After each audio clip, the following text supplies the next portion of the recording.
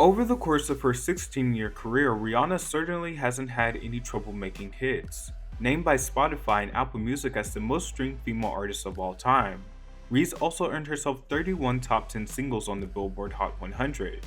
Furthermore, 5 of her songs, Umbrella, We Found Love, Stay, Work, and her Eminem collaboration Love the Way You Lie, rank among the world's best-selling singles of all time. Her distinct vocals, trend-setting sounds, and high-profile romances also make her a songwriter's dream, with many artists imagining her voice layered over the top of their latest works. Sadly, as is true for most artists who rely on others for their songwriting, Rhea is unable to record each and every track she's sent, and there's a large selection of songs she's turned down which have gone on to be hits at the hands of other artists. Some of these songs were given to newer artists inspired by her, such as Selena Gomez, while yet others reverted back to their original owners such as Sia. Regardless, it's fascinating to imagine what these songs would sound like if they'd been sung by Rhea, and just how many more millions of dollars she could be raking in if she'd accepted them. Number 1. Selena Gomez, Come and Get It. Esther Dean and Stargate are the dream team of musicians behind a number of Rihanna's dance-themed hits, from What's My Name to Rude Boy, and if they had their way, they could have given her another one. Selena Gomez's Come and Get It was submitted for Rhea's 2011 album Talk That Talk, but was left off the album possibly due to an overabundance of uptempo songs that were already present. While Rihanna's Islander vibe would have worked perfectly on Come and Get It, we're glad this one went to Selena. After all, without this track, she may have been stuck permanently in Disney purgatory and never have started recording the more dope music we all know today. Number 2. Selena Gomez, Same Old Love. Charli XCX was working overtime for Rihanna in 2015 when she was writing songs for both Anti and Rihanna-helmed DreamWorks film Home.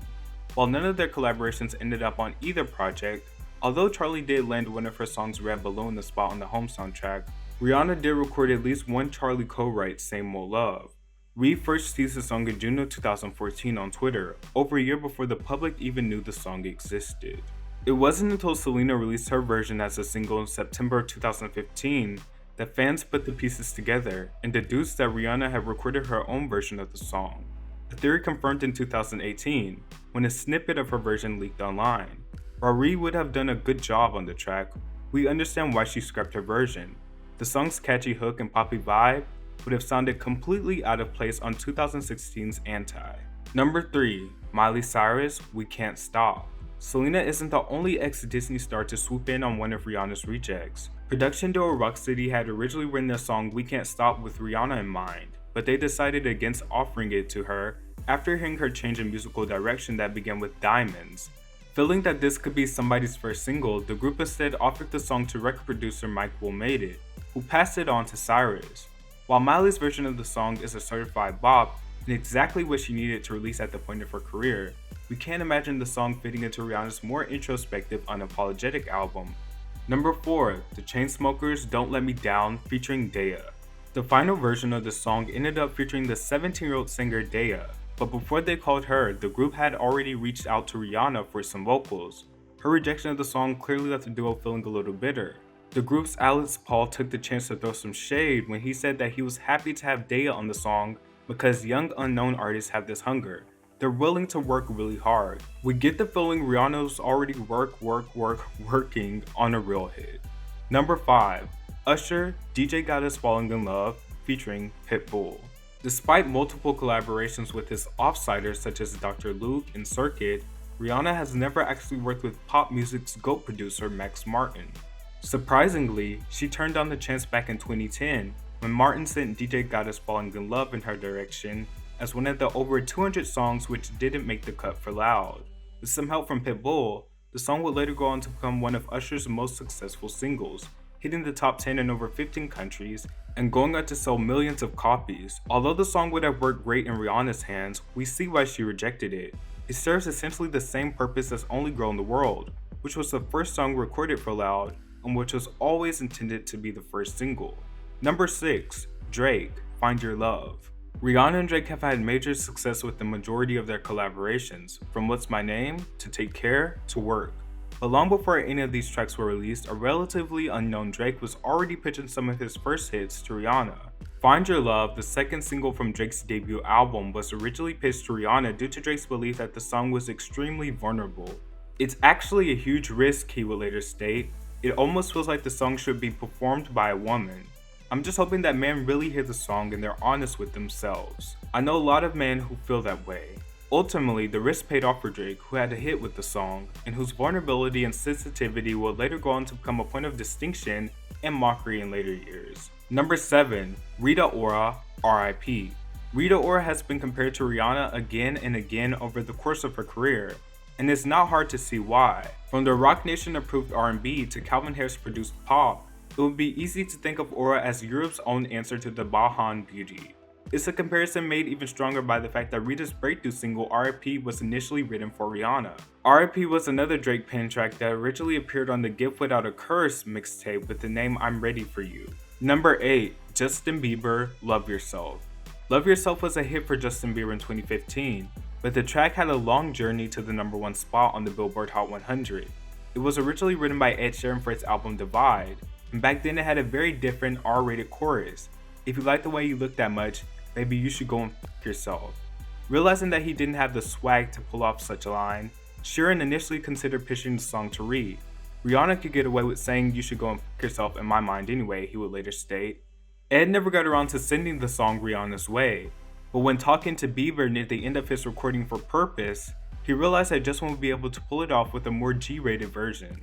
Although there's no guarantee Ree would have recorded the song, it would definitely be interesting to see what she could have done with the track. Some of her more interesting songs have experimented with acoustic instruments, such as 4-5 Seconds and Stay, and Love Yourself would have definitely had a nice addition to that series. Number 9. Ed Sheeran, Shape of You. Rihanna must be running through Ed Sheeran's mind a lot because Love Yourself wasn't the only song he wrote with her in mind. Ed's own hit, Shape of You, was initially conceived as a duet between Ree and the UK band Rudimental, but a combination of his record label head persuading him to keep the song for himself and his own personalized lyrics made him rethink the decision. We were writing the song and I was like, this will really work for Rihanna, he would later explain. And then I started singing lyrics like, putting Van the Man on the jukebox, and I was like, well, she's not really going to sing that, is she? And then we sort of decided halfway through that we were just going to make it for me. Although the song's tropical flair would have suited Rihanna well, there's something distinctly masculine about the lyrics of loving someone's body, which we just can't imagine her singing. Then again, who is Rihanna to let something like gender stop her? Number 10. Sia, Cheap Thrills. Upon its release, Shape of You was compared unfavorably to another tropically minded song that had been released months earlier, Sia's Cheap Thrills. Like all of the other songs on her album This Is Acting, Cheap Thrills was a song that Sia had originally written for another artist, before reclaiming it for herself. And in this case, it was once again Rihanna who had turned down the track. Ultimately, this ended up being for the better. The super poppy Cheap Thrills wouldn't have worked at all on Anti, but it did become Sia's first number 1 hit in the US. Number 11. Sia Alive. Alive was another This Is Acting cut that had been intended for multiple artists before its release.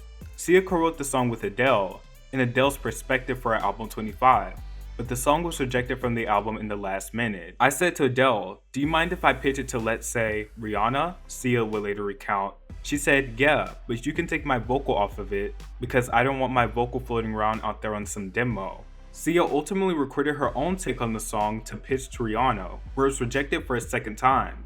Despite this, Sia's collaborators encouraged her to keep the song for herself. Everybody in my life was like, you can't give this away to anybody, she explained, which inspired her to release the song as the first single from her own album. Number 12. SIA Reaper. Reaper was another This Is Acting album track, and the third song in the album that had originally been handcrafted with Rihanna in mind.